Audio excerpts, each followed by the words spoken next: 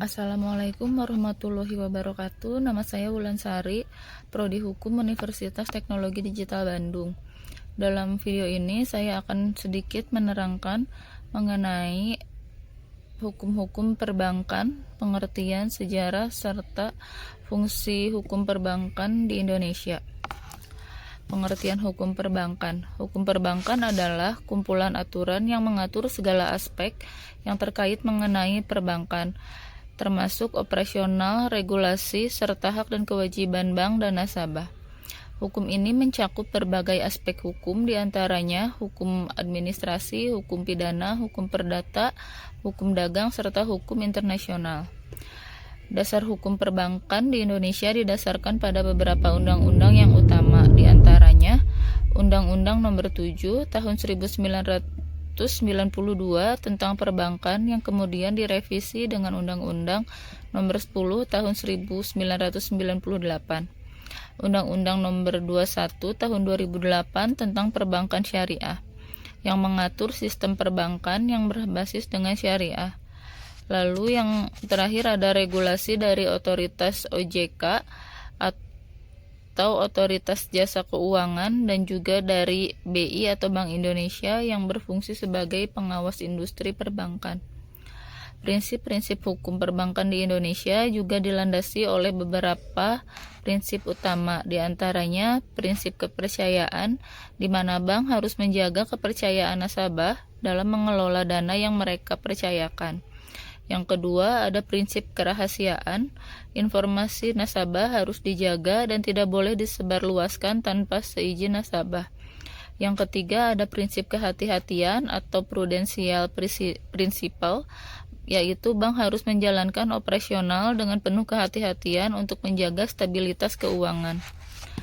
Lalu yang terakhir ada prinsip mengenal nasabah atau know your customer, di mana bank wajib mengenali identitas dan profil risiko setiap nasabah untuk mencegah penyalahgunaan dalam sistem perbankan.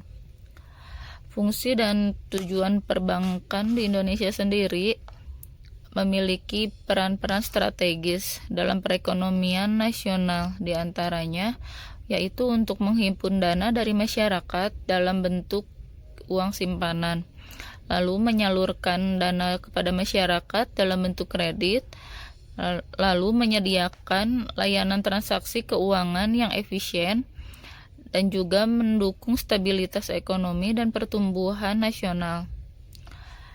Dalam perkembangannya, hukum perbankan ini mengalami beberapa tantangan,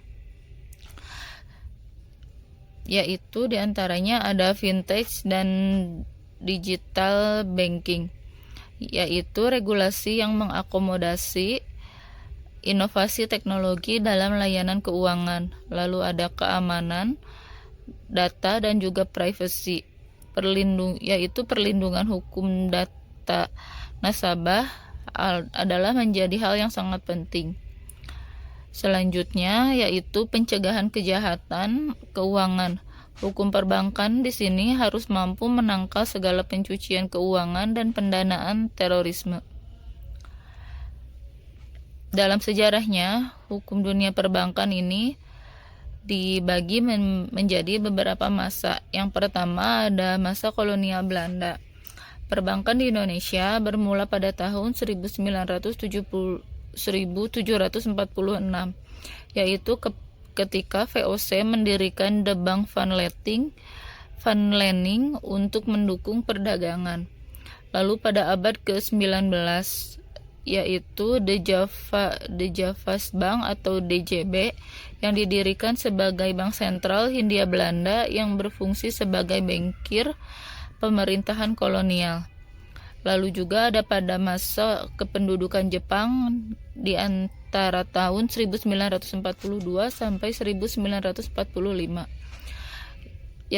yaitu pada masa ini Jepang mulai melikuidasi bank-bank Belanda dan Inggris serta mengendalikan sistem keuangan melalui Bank Rakyat Indonesia atau yang kita kenal dengan BRI. Lalu juga sistem perbankan saat ini sangat berpusat dan digunakan untuk kepentingan perang Jepang.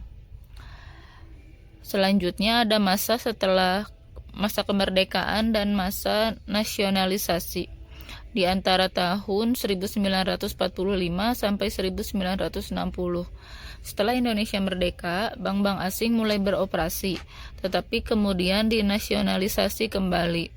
Undang-Undang Nomor 24 Tahun 1951 menasionalisasi The Javas Bank yang kemudian menjadi Bank Indonesia atau BI di tahun 1953.